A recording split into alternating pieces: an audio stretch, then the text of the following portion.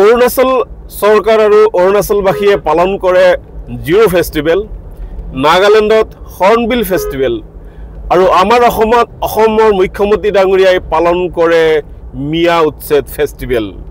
এই ফেষ্টিভেলটো হৈছে অসমৰ মুখ্যমন্ত্ৰী ডাঙৰীয়াৰ আটাইতকৈ জনপ্ৰিয় ফেষ্টিভেল।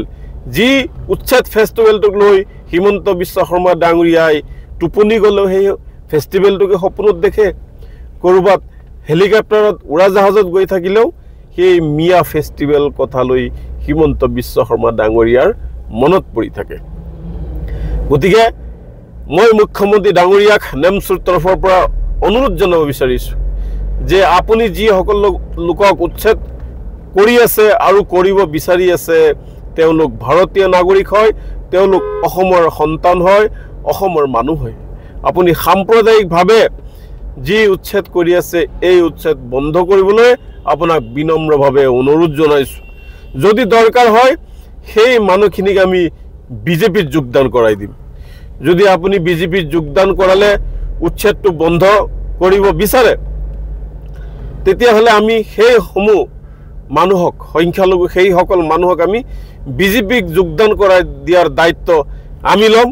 আমি আপোনাৰ পৰা অনুমতি বিচাৰিছোঁ, আপোনাৰ সাক্ষাতৰ বাবে আমি অনুমতি বিচাৰিছোঁ।